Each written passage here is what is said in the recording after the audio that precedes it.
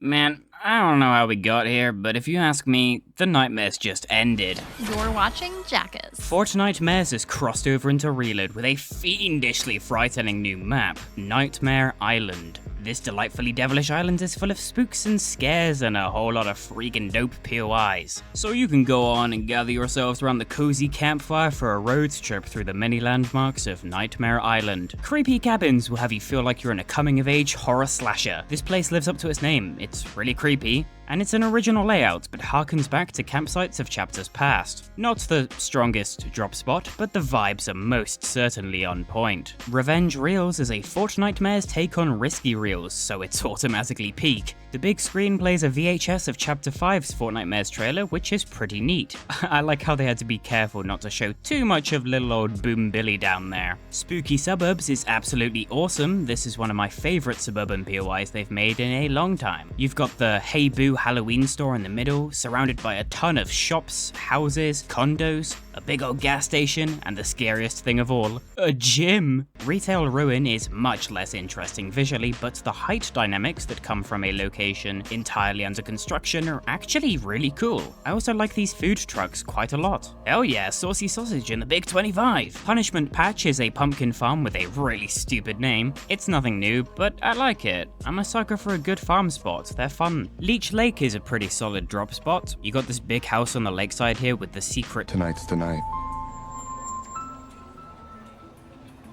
And it's going to happen again and again.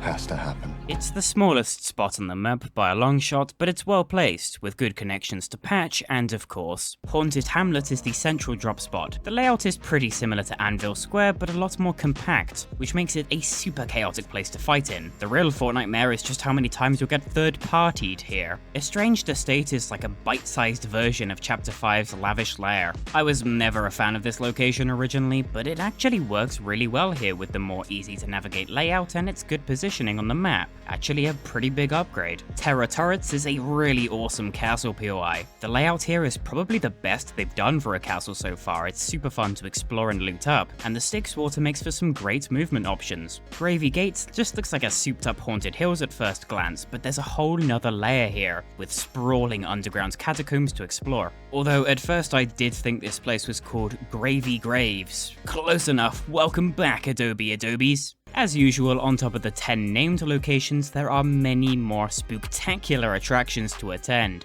On my travels, I've spotted a Hexylvania castle on the hill, Lockie's Lighthouse, Sleepy Sounds Motel, Spellex gas station, some medieval houses, Chapter 5's windmills, a bunch of castle spires around the more haunting biome, haunted ruins, this independent catacombs, a multi-truck pileup, and of course cabins aplenty.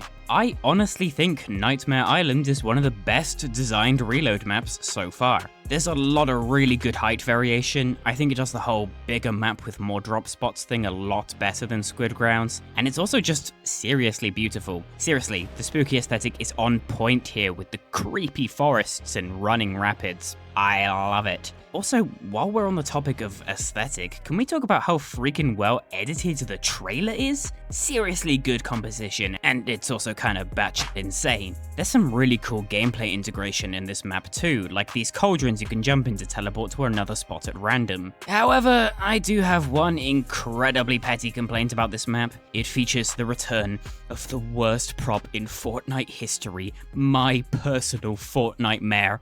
This ice machine. So what, it's just an ice machine, you say? No. I think this ice machine prop is a subtle but great example, perhaps the greatest of all, of the degradation of Fortnite's art style beginning in Chapter 4. I mean, look at this, they've removed all of the detail and charm in favor of flatness and... can you even call it realism? There's nothing here. It genuinely looks unfinished. This is an eyesore and I hope it dies! Okay, enough of that. Sorry, I just really hate that one prop. Moving back to gameplay stuff, we finally got prop cars back again. I never really understood why Slurp Rush and Squid Grounds had booted cars instead, so that's a W in my books. As you might expect by this point, we have once again got a refreshed loot pool, and it's very, very interesting this time around. Sideways stuff is here for Halloween, which makes me a happy man. I know they're not the greatest for this gameplay loop, but I just love this weapon set so much. The collateral damage rifle is a fantastic addition. I truly love this gun, and I don't think it got much of a chance to shine in Chapter 6 Lawless, but it's a really solid pick here. The pumpkin launcher is back with a brand new look for the first time in 8 years. It's red now. That's pretty cool. I really like the new render. Very clean. The Gatekeeper shotgun? Oh, who invited the Gatekeeper shotgun? I am a firm believer that the Gatekeeper is fun to wield and fun to use. I'm not saying that I don't like it on a conceptual level, but it is so absurdly overpowered that I would really rather never see it again if it doesn't get a nerf. This thing absolutely dominated Chapter 5, and it looks like it will be dominating the Nitemare Island too. However, we can all cheer because the Mammoth Pistol is finally dead! Nitemare Island is already shaping up to be a favourite map for me. I think the spooky fog can make it a little hard to see at times, but it more than makes up for it in map design. An overall very solid gameplay loop. I think the map is quite well equipped for Reload, and the pure vibes alone are beautiful. I'm not really a Halloween movie guy, but I just love getting into the vibes of Halloween, and this just does it so well. Just the mood and the atmosphere, oh, so good. I did like Squid Grounds on launch, but I get the impression that this map will age a lot better in the coming months as we stick with it and grow to learn it a little bit better. The Reload team has once again cooked, and I'm very excited to see what they come up with next. Just saying, a Winterfest island would be pretty friggin' sweet. So yeah, that's about it. Wait, what's... Do you see that? What is that? Over there, in the foggy woods. Oh dear God!